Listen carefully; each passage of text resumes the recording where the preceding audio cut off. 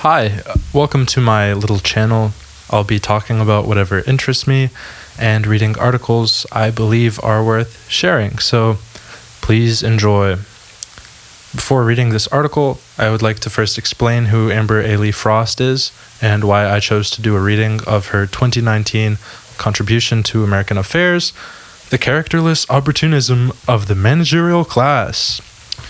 I discovered Frost's work as I began listening to the popular left-wing podcast Chapo Trap House in 2020, which she hosts with Matt Christman, Will Menaker, and Felix Biederman.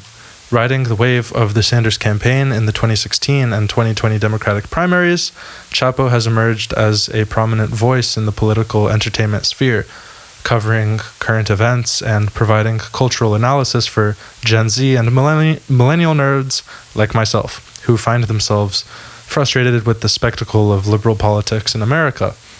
Vulgar and unapologetically Marxist, the cult following Chapo has accumulated over the last several years has allowed them to begin shaping the discourse among Twitter-addicted pundits and journalists, basically outlining the acceptable scope and parameters of left-wing discourse today, openly stating things like the CIA killed JFK. In its wake, many podcasts and projects have risen to micro-celebrity fame. Cumtown, Red Scare, Pod About List, Seeking Derangements, Sarah Squirm, who's now on SNL, and many more. But enough about Chapo Trap House. I'm just going to steal a little excerpt from Frost's upcoming essay collection titled Dirtbag, just to give you an idea of who she is before we get into reading her article. So it reads, Amber Ailey Frost came to New York City as a working-class activist in a punk band, arriving just before the start of Occupy Wall Street, the first major event in decades for a socialist movement that was nearly extinct at the turn of the century. She's been at the vanguard of radical politics ever since, as a writer, veteran member of the Democratic Socialists of America, and co-host of the wildly popular Chapo Trap House podcast. She has reported on millennial activism everywhere from the sunny streets of Havana to the Labour Party's unexpected victory in the UK, to small towns in her home state of Indiana. So, that's the end of that excerpt. Going back to why I like her personally, her general approach to analysis is to be direct and speak simply, which sets her apart from a lot of the writers who seem to enjoy using obscure literary references or convoluted language. I think you get what I'm talking about. The topic of this article concerns the nature of the PMC. So, if you haven't already come across this term, PMC is a commonly used abbreviation for the professional managerial class. And it's commonly used when I say that, I mean like in Marxist circles, the whole podcast sphere, that's kind of what I mean. So Wikipedia will come to the rescue here. And it reads, the term professional managerial class, PMC, refers to a social class within capitalism that, by controlling production processes through superior management skills, is neither proletarian nor bourgeois. Conceived as the new class by social scientists and critics, such as Daniel Patrick Moynihan in the 1970s, this group of middle-class professionals is distinguished from other social classes by their training and education, typically business qualifications and university degrees, with occupations thought to offer influence on society that would otherwise be available only to capital owners. The professional managerial class tends to have incomes above the average for their country, which, with major exceptions being academia and print journalism. And you'll see Amber get into exactly that with adjunct professors, for example.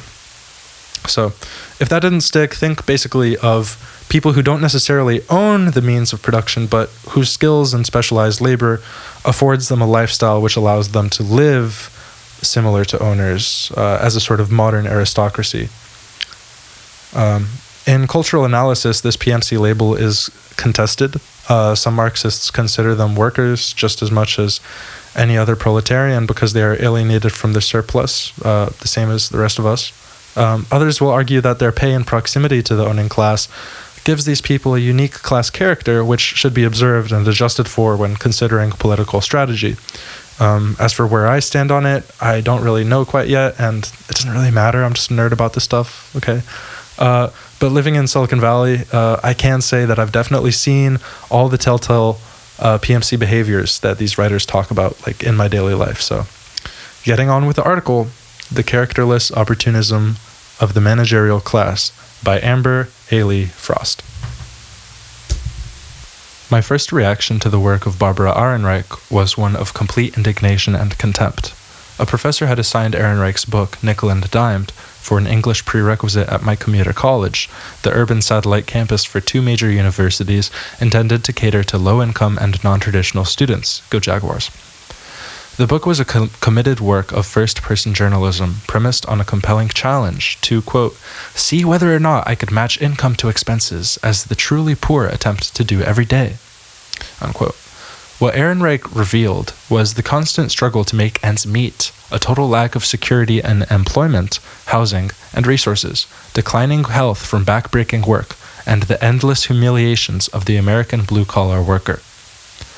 About half of the people in my class were actually college age, while the rest were older students with jobs and often children, but not necessarily any higher education under their belt. It was a night class, and when the professor looked around the sparsely populated room, it was usually missing 1 or 2 mothers who couldn't find childcare that evening. Once, someone stumbled over a desk, knocking a pile of books to the floor. One of my classmates, an active service member on leave, responded to the din by instinctively dropping to the ground in compliance with his training and/or PTSD. Sometimes children colored outside the classroom or students left early to go to their night shifts. Needless to say, most of us found the book boring and its revelations laughable. This is not to say it was an unpleasant experience, as it gave us the rare and delicious opportunity to scorn and scoff at the ignorance of the educated. But we were not impressed, to say the least. It was years later that a friend explained to me that Nickel and Dimed was in fact a revelation, just not for socialists. Well, yeah, she said, matter-of-factly, that book wasn't meant for us. It was for professional managerial class liberals. This wasn't my first exposure to the phrase professional managerial class, PMC, but it was the first time the distinction seemed so sociologically significant as to force me to revise my opinion of Ehrenreich's work. Is she a progressive liberal whisperer, spreading the gospel of class politics to the PMC? Is such a task even a worthwhile endeavor? To begin to address these questions, we must return to a lesser-known Ehrenreich book, Fear of Falling, The Inner Life of the Middle Class, from 1989. The book is impressive in both scope and depth, following the historical relationship between the so-called middle class and liberalism, which in the parlance of the time meant progressivism rather than economic liberalism.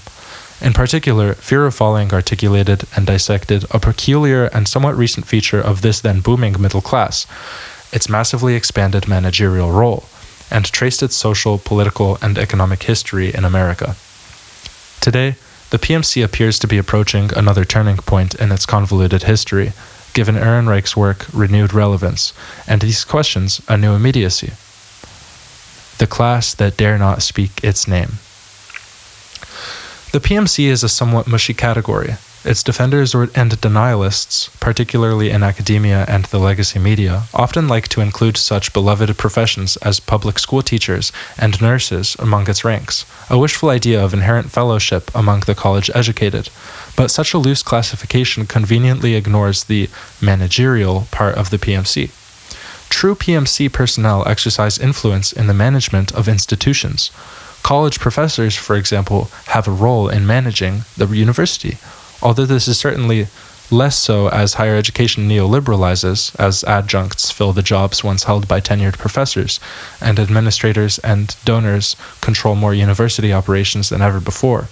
Still, tenured professors and administrators have a hand in the management of the middle-class labor force, including who gets to enter it.